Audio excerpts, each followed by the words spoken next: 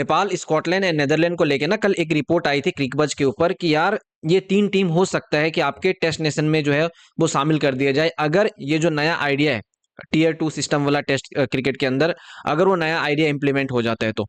अब उसको लेके मैंने देखा यार बहुत सारे नेपाल के फैंस जो है वो नेपाल के ऊपर ही डाउट करने लगे एंड कहने लगे कि यार नेपाल से अच्छा तो आप नमीबिया को दे दो, क्योंकि नेपाल जो है वो डिजर्व ही नहीं करता टेस्ट नेशन बनना। ऐसे मैंने बहुत सारे कमेंट्स वगैरह देखे एंड मुझे, मैं सच बताऊं, मुझे ना बड़ा दुख हुआ यार कि मतलब आपके कंट्री को अगर मान लो बाद में जाके प्रायोरिटी मिलती है टेस्ट नेशन को, फिर आप उस चीज का विरोध कर रहे हो कि आपको नहीं चाहिए। देखो, टेस्ट नेशन बनना एक अलग फैक्टर होता है और आपकी अभी जो टीम की कंडीशन खराब चल रही है ओडीआई में, उसका फैक्टर अलग है। अब ये वही नेपाल टीम है जो 2023 में जो है ओडीआई में 12 में से 11 मैचेस जीती थी। उस टाइम पे तो किसी ने नहीं कहा था कि अरे भाई वाह, नेपाल तो भाई हर मैचेस जीत रही है। लेकिन जैसे आप कुछ मैचेस हारने लगते हो आपके ऊपर सवाल खड़े होने लगते हैं। खैर, ये अपना अपना यहाँ पे लोगों का प्यार होता है जो टीम के प्रति दर्शाते हैं। एंड ओवरऑल देखो, ऐसा नहीं है कि फैंस नहीं चाहते नेपाल जीते, सारे फैंस चाहते हैं नेपाल जीते और उसके लिए जो है नेपाल क्रिकेट बोर्ड इसके ऊपर अभी मेहनत भी करेगी।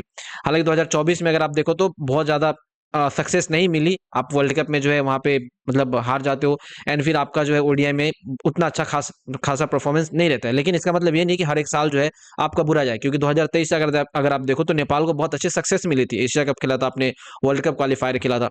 ठीक है, तो अभी चलो इस टॉपिक को थोड़ा अलग करके दूसरे टॉपिक पे चलते हैं। दूसरा टॉपिक ये है कि ये जो Tier 2 सिस्टम वाला है वो क्या है। अब देखो, मैंने जो कल वीडियो बनाई थी उसमें मैंने आपको ये कहा था कि हो सकता है ये चीजें मिल जाए, लेकिन इसको लेके श्योरिटी नहीं है, क्योंकि ये जो Tier 2 सिस्टम वाला है ना टेस्ट में, ये आपका अगर इंप्लीमेंट होता तभी जाके नेपाल, नेदरलैंड एंड स्कॉटलैंड को जो है वो रखा जाएगा, क्योंकि ये 3 टीमों का नाम पहले आती है। और देखो इसमें ना थोड़े, अगर मैं आपको बताऊं तो ये पीछे आप अगर देख रहे हो जयशा को, ये अभी आईसीसी की चेयरमैन है।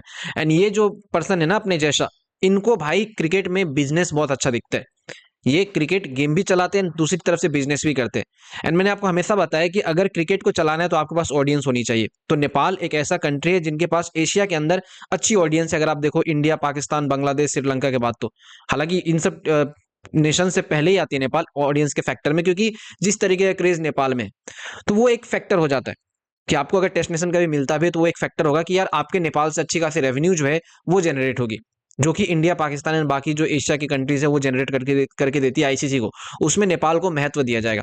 लेकिन अब नेपाल टेस्ट नेशन बनेगी नहीं बनेगी उसको लेके ना अभी पूरी क्लियरिटी नहीं है। ये जो आइडिया है Tier 2 सिस्टम वाला टेस्ट में, ये अभी तक ऑन टेबल भी नहीं आया है। ये बस एक नॉर्मल आइडिया है जिसको लेके बड़े बड़े दिग्गज लोग ना आपस में डिस्कशन कर रहे हैं, जिसमें रवि शास्त्री है, माइकल वॉन है, बहुत अच्छे अच्छे लोग जो है, बड़े बड़े लोग, लेजेंड, वो डिस्कशन कर रहे हैं। एंड मैंने आपको बताया था कि इस आइडिया को जो है जून जुलाई में जो है वो डिस्कस किया जाएगा। अगर ये आइडिया आईसीसी को अच्छा लगा, अगर जयशा को अच्छा लगा, तो आप कह सकते हो कि ये चीजें इंप्लीमेंट होगी, लेकिन इसको इंप्लीमेंट होने में भी टाइम लगेगा। अभी Tier 2 सिस्टम वाला क्या है जिसमें नेपाल ऐड होगी, देखो ऐसा है कि आपको पता है कि मैंने कल भी बताया था कि दुनिया में एक साइड स्ट्रॉन्ग टीम है, एक साइड थोड़ी सी वीक टीम है। तो जो मान लो जो टीम अभी टेस्ट में उतना अच्छा नहीं करे, उसका एक टीयर का बनाया जाएगा जिसमें नेपाल एंड बाकी जो स्कॉटलैंड, नेदरलैंड वगैरह होगी एंड कुछ कुछ और जैसे अफगानिस्तान वगैरह, जिम्बाब्वे वगैरह को ऐड किया जाएगा। एंड दूसरा जो है यहाँ पे स्ट्रॉन्ग टीम होगी जहाँ पे इंडिया, इंग्लैंड, पाकिस्तान और ये होगा, 2 टीयर होगा ऐसा। एंड ये जो मतलब वीक साइड टीम है वो स्ट्रॉन्ग साइड टीमों के साथ में शायद मेरे हिसाब से 3 टीमों के साथ में मैचेस खेलेगी।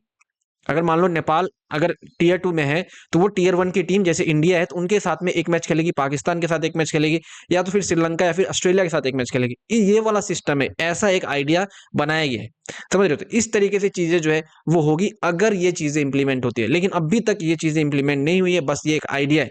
लेकिन उसी पे जो फैंस है वो कह रहे हैं यार नेपाल टेस्ट नेशन बनना डिजर्व नहीं करता। ये सुन के थोड़ा सा बुरा लगता है, लेकिन मैं देखो अगर आपको बताऊं तो नेपाल टेस्ट नेशन बनना डिजर्व करता है, क्योंकि यार आपको अगर ग्रोथ करनी है तो आपको बड़ी टीमों के साथ खेलना ही पड़ेगा। आप एसोसिएट नेशंस के साथ खेल खेल के कभी वो ग्रो नहीं कर पाओगे। आपको खुद नहीं पता था 2024 में नेपाल जो है साउथ अफ्रीका से सिर्फ और सिर्फ 1 रन से हारी है, किसी को नहीं पता था।